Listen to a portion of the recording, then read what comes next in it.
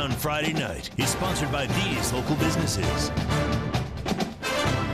Hello, everybody, and welcome to Touchdown Friday Night, one of the largest high school football shows in Tennessee and Virginia. I'm Kenny Hawkins, along with my partner in crime, Mackenzie Kane. And tonight, we kind of have a light schedule, but a few games and a lot on the line. But first, let's get this party started. Here's Mackenzie with our Southern Pools and Spas top tackle of the night. Mackenzie? Top Tackle is sponsored by Southern Pools and Spas. Kenny, our top tackle of the night in Ridgeview versus Union game Thursday. The Wolfpack, Colin Hill, was hit so hard by the Bears. Josh Grant, he jolts him out of the picture. One more look at this. Did anyone catch the number of that Mack truck? That is our Southern Pools and Spa top tackle of the night. Kenny? I like how he got up, you know. Shook that one off, huh? Mean mug, yeah. Thanks, Mackenzie. We start tonight in Afton, where the Volunteer Falcons have been road warriors this season by not losing a game. Their opponent, the Chuckey-Doak Black Knights, on the other hand, had lost 3 in a row before defeating Claiborne last Friday night. So they knew their hands were full tonight. We take you to senior night at Doak, where the Black Knights are coming off a big win last week, but tonight things went much differently against the Falcons. The Falcons' pass game was working all night in this one. Sophomore quarterback Lincoln Wilson sets up in the pocket, delivers a deep ball downfield to a Marion Graves for the touchdown to take a 13-0 lead in the first quarter.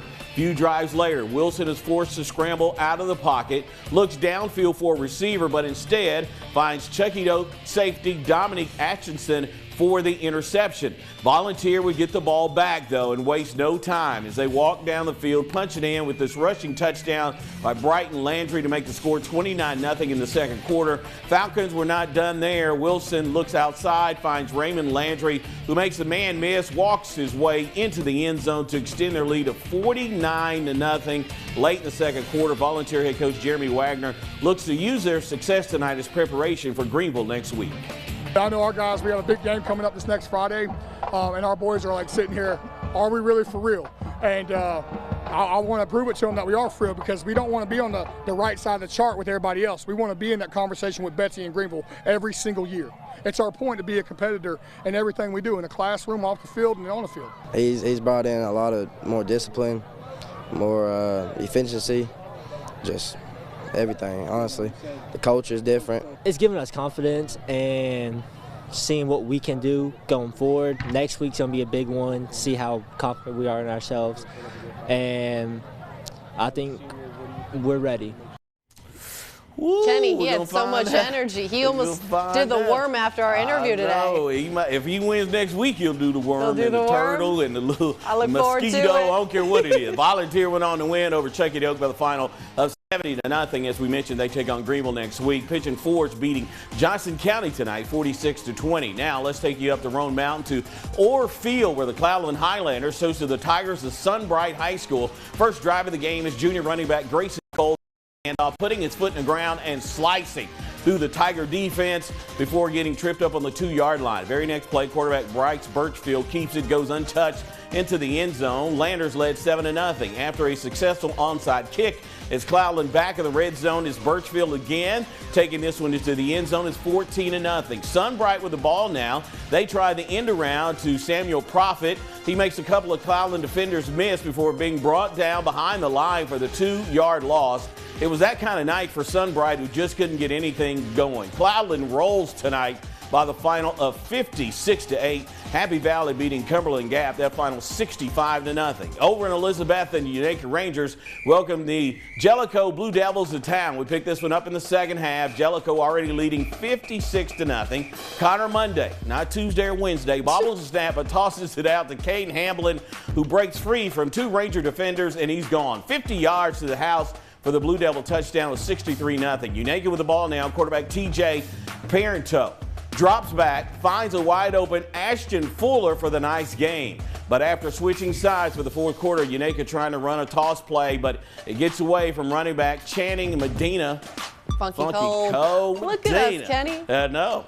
Jellico falls on it. On the ensuing possession, Monday hands it to Gavin Doty, who cuts it upfield, breaks an arm tackle, gets into the end zone, 69-0 as we go to the board. It was all Jay winning tonight. That final 69-0. Mackenzie? Yeah, thanks, Kenny. Tonight in the Stone Castle, the Tennessee High Vikings have been on a roll since starting the season 0-3. Tonight they welcome the Morristown West while riding a four-game winning streak, and none of those games were close ones. A win tonight against the Sterling Trojans, who have beaten the Vikings last 3 years, would guarantee the Vikings their first home playoff game since 2019. Let's head out to the Stone Castle. Fast forward to the second half. Vikings driving, and Elijah Plumbar gets the handoff, and he's in the backfield, punches that one in for the Vikings, up big in the third. Later on, Vikings have the ball on the goal line after a botched punt.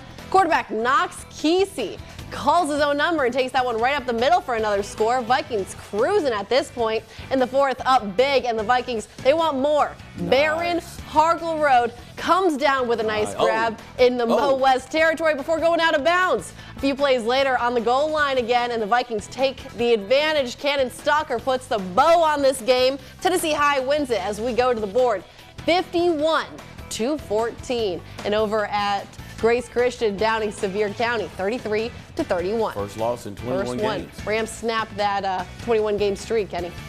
Over at Gentry Stadium, it's Grainger High School taking on the Unicoi County Blue Devils. Second quarter, Grizzlies striking first here. Snap goes to Aiden Vineyard. He breaks away the Blue Devils defender, tries to lunge forward to bring him down, but he is just too quick. Touchdown Grainger. Unicoi able to pick up some momentum, though. Colby Jones with a handoff here to Blaze Rice as he turns on the Jets. He's not looking back. Really? Goes the distance for 6. 7 with the extra point, makes it a 14-20 game. Grainger still up, but not if Jones has anything to say about it. He is going to call his own number here. Takes it up the sideline. He's going to juke left. He's going to juke right. He's dodging these defenders. Finally going to be brought down near the red zone here, which sets up the Blue Devils perfectly for Blaze Rice to blaze this one on into the end zone for the touchdown. Unicoi would ride that momentum all the way through the second half. As we go to the scoreboard, looks a little something like this. 42 points for Unicoi County as they down Grainger to 20.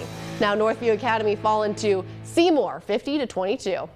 And the first time touching the ball for the Patriots, it's going to be Sean Jackson. He's going all the way for the punt return. Jeff County back on offense. But look at this, Kenny, running this one all the way down the field at Daniel Boone.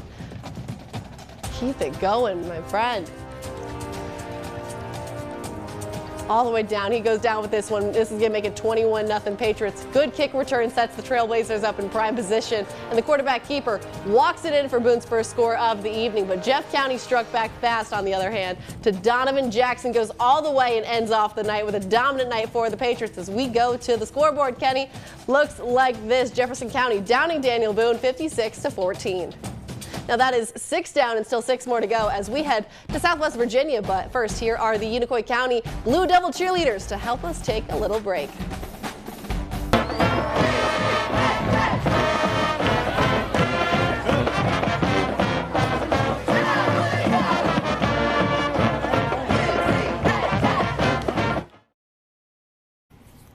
Welcome back to the show, everyone. We now head across the state line in the Southwest Virginia, where Eastside 6-0 hosted Rye Cove 5-1 in a battle for the Cumberland District. Last season, Rye Cove took down the Spartans twice, even in the 2024 Region 1D Championship. So the Spartans, who have averaged 42 points a game and pitched 4 shutouts, were looking for a little revenge. You couldn't find 2 hungrier teams in all of Southwest Virginia. After a boring third, things kicked back up, that is. Eagles' Tyler Shoup will go long to Will Darnell, who will fall into the end zone. The Cove is catching up. It's 18-12. Spartans respond. Keldon Hamilton will get the ball, and he's gone.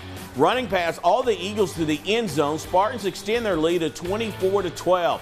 The game is slowly coming to an end. Shoup will try and pass to a fellow Eagle in the end zone, but it's intercepted by Eastside's Case Williams. Spartans are looking for a first down and to run out the clock now, and Hamilton would do just that, getting it close to the goal line before the Eagles swoop in to stop him. From there, they would take a knee, the victory formation, and Eastside would go on to beat Rye Cove tonight. I'm just happy for these kids. You know, we've had heartbreak the last 2 years in the playoffs versus them, and, you know, we were up both years in the playoffs at halftime. So our message at halftime was just remember the last 2 years and finish. And we thought we had a good gauge on them, and we're doing what we wanted. And I told them we had the foot on the throat to finish. I think that win, the loss last year in the region championship with the last 20 seconds, I think it was just really just put a chip on our shoulder. I mean, we just really wanted to get that win back. I said, Coach Rhodes, I'm going to go over here and I'm going to pick this one off and I'm going to take it all the way back. I might have not took it all the way back, man. That was a great experience. I loved it.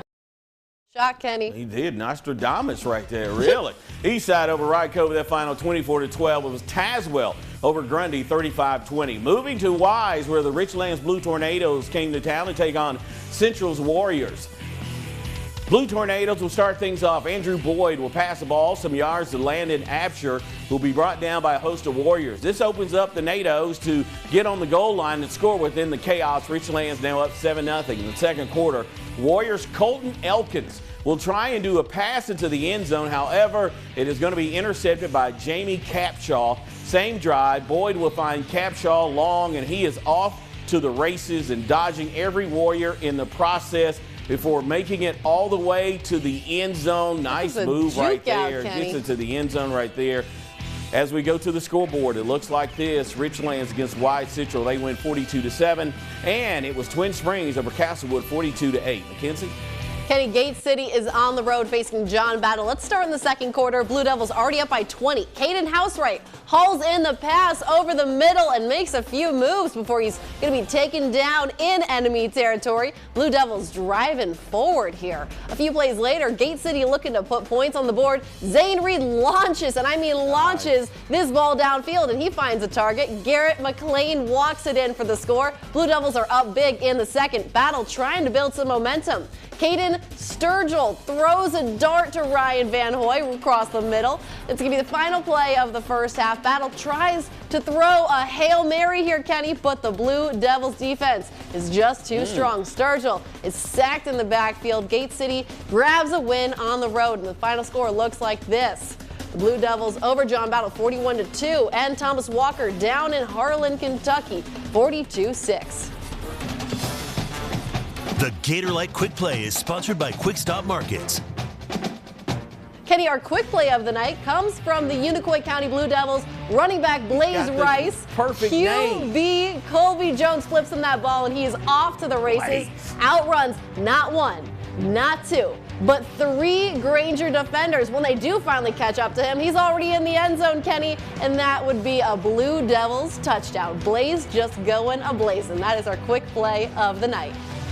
That is 9 down and 3 more to go, but first here is the Lehigh Marching Band to help us play into a little break.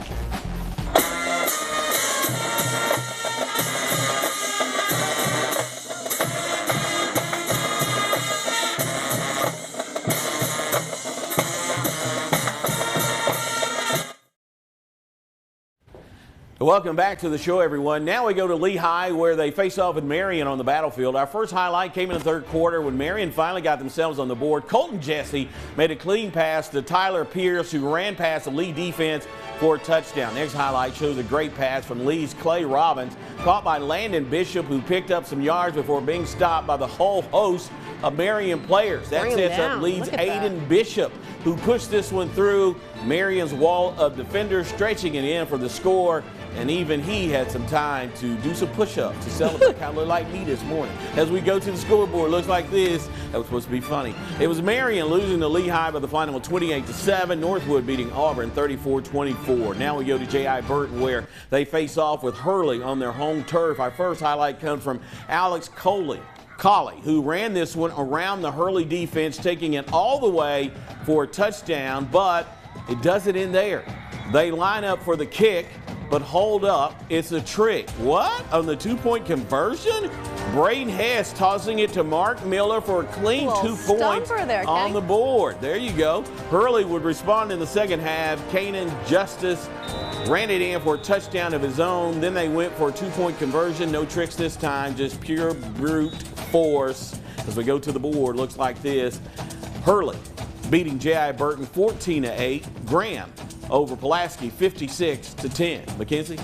Kenny, Holston is on the road at Patrick Henry on their second offensive play. It's 6 for the visitors. Eli Tweed finds a gap to his left, and he's taking this one all the way to the end zone for the touchdown. Holston up in the first. Later on in the quarter, Holston calls the fake punt here. Kenny, we love these fake plays today. Pass is just out of reach of the hands of Colin Widener. Patrick Henry takes over. It wouldn't take long for them to score. Jeb Stewart's gets the direct snap and rolls out to his right. He finds that gap, scampered down the sidelines for the score, but it won't be enough to get the win. As we go to the scoreboard, Holston would go on to win this one 30-20, and George White, I will get that eventually.